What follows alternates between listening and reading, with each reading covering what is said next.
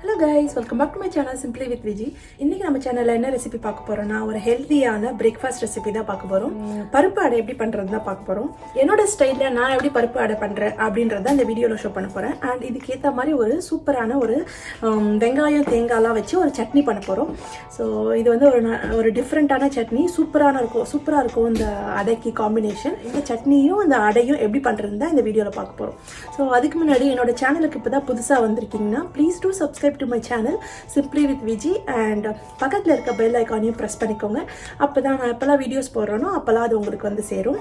So எதையும் நீங்க miss பண்ணாம பார்க்கலாம். இப்போ அந்த பருப்பு அடையும் அந்த சட்னியும் எப்படி பண்றதுன்றத வீடியோக்குள்ள போய் பார்க்கலாம். Let's go into the video. பருப்பு அடை பண்றதுக்காக வந்து பருப்பு ஊற வச்சிருக்கேன். இது வந்து என்ன ரேஷியோல ஊற வச்சிருக்கேன்னா இதுல 1 கப்பு இட்லி ரைஸ், 3/4 கப் அளவுக்கு கடலைப்பருப்பு, 3/4 கப் அளவுக்கு துவரம் பருப்பு, கொஞ்சமா ஒரு கைப்பிடி வந்து உளுந்து போட்டிருக்கேன் சாஃப்டா வரதுக்கு. இது வந்து நான் ஓவர் நைட் சோக் பண்ணி வச்சிருந்தேன். நீங்க வந்து ஓவர் நைட் சோக் பண்ணனாலும் ஒரு 4 to 5 hours சோக் பண்ணி வச்சீங்கன்னா நல்லா வந்து ஊறிடும். ஸோ அதுக்கப்புறம் நம்ம அரைச்சிக்கலாம். இது அரைக்கிறதுக்கு உங்களுக்கு காரத்துக்கு ஏற்ற மாதிரி நீங்க வரமிளகா போட்டுக்கோங்க. நான் 3 போட்டுக்கிறேன், ஏன்னா இது கொஞ்சம் காரமா இருக்கும். அண்ட் சோம்பு ஒரு 1.5 ஸ்பூன் போட்டுக்கிறேன். இதெல்லாம் போட்டு நல்லா அரைச்சிக்கலாம். ரொம்ப சாஃப்டாகவும் அரைக்க வேணாம், அதுக்காக ரொம்ப குறைன்னு அரைக்க வேணாம். ஓரளவுக்கு மீடியமாக அரைச்சி எடுத்துக்கலாம். இது வந்து நீங்கள் ஃபர்மெண்ட் பண்ணணும்லாம் அவசியம் இல்லை. ஸோ அப்படியே அரைச்சி யூஸ் பண்ண வேண்டியதான். இதை அரைச்சிட்டு பார்க்கலாம். அடை மாவு அரைச்சாச்சு. இதுக்கு ஒரு தாளிப்பு கொடுத்துடலாம். கொஞ்சமாக கடுகு போட்டுட்டு கொஞ்சமாக வெங்காயம் கட் பண்ணி வச்சுருக்கேன் பொடி பொடியாக. ஸோ கருவேப்பிலை அதில் ஆட் பண்ணிக்கலாம். கொஞ்சமாக மஞ்சள்தூள், உப்பு ஆட் பண்ணி ஒரு 2 சாட்டை கொடுத்துட்டு இதையும் அந்த மாவில் மிக்ஸ் பண்ணிக்கலாம்.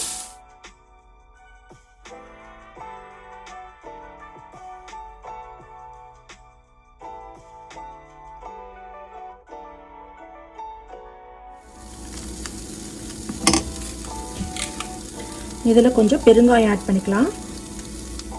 உப்பு தேவையான அளவு. சூப்பர் ஹெல்தியான பிரேக்ஃபாஸ்ட் இது. இந்த அடைக்கு ஒரு சிம்பிளான ஒரு சட்னி பண்ணிடலாம். ஒன்றும் இல்லை, ரொம்ப ஈஸி. ஒரு 2 to 3 மினிட்ஸ்லேயே இந்த சட்னி ரெடி ஆகிடும். கொஞ்சமாக ஒரு ஆனியன் கட் பண்ணி வச்சுருக்கேன், ராவா லைக் ரஃப்பாக கட் பண்ணி வச்சுருக்கேன். அண்ட் தேங்காய் கொஞ்சம், பச்சை மிளகா உங்கள் காரத்துக்கு ஏற்பேன். ஸோ இது எல்லாத்தையும் போட்டு மிக்சரில் அரைச்சிக்க வேண்டியதான். அரைச்சிட்டு தாளிப்பு கொடுத்துடலாம், அவ்வளோதான். சூப்பராக இருக்கும் இந்த அடைக்கு இந்த சட்னி. இது ரொம்ப நைஸாக அரைக்கணும்னு அவசியம் இல்லை. இந்த சட்னிக்கு ஒரு தாளிப்பு கொடுத்துடலாம். தேவையான அளவு சால்ட்டு, கொஞ்சமாக ஆயில் விட்டுட்டு கொஞ்சமாக கடுகு, கடலைப்பருப்பு கொஞ்சம், கருவேப்பிலை இதில் ஆட் பண்ணிடலாம். Chutney is ready. அடை ஊற்றுறதுக்கு ஒரு கல் வச்சுக்கலாம்.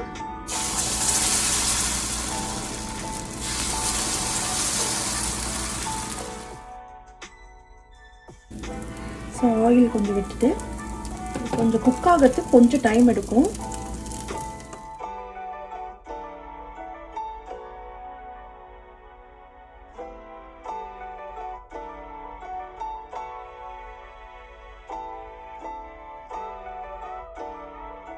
ஆனால் பருப்பு அடை தோசையும் அதுக்கு ஏற்ற ஒரு வெங்காய தேங்காய் சட்னியும்.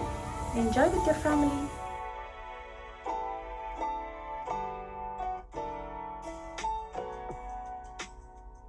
ஐ ஹோப் உங்களுக்கு இந்த கிறிஸ்பியான பருப்பு அடையும் அண்ட் சட்னி ரெசிபியும் பிடிச்சிருக்கும்னு நினைக்கிறேன். இது ரொம்ப ஹெல்தி அண்ட் எல்லா தாலெல்லாம் போட்டு பண்ணுறதுனால. ஸோ இதை நீங்கள் வீட்டில் கண்டிப்பாக ட்ரை பண்ணி பாருங்கள். அதே மாதிரி இந்த சட்னியும் ரொம்ப டிஃப்ரெண்ட்டாக இருக்கும், சூப்பராக இருக்கும் இந்த காம்பினேஷன். யூஸ்வலாக நம்ம வந்து அவியல் தான் பண்ணுவோம். ஸோ இந்த சட்னியும் அந்த பேஸில் தான், பட் காயெல்லாம் எதுவும் போடாமல் ஒரு ஈஸியாக சிம்பிளாக ஒரு 2 மினிட்ஸில் செஞ்சிடலாம் அந்த சட்னி. ஸோ இந்த ரெசிபியை வீட்டில் கண்டிப்பாக ட்ரை பண்ணி பாருங்கள். I see you guys in the next video. Until then, stay safe and be positive. Bye.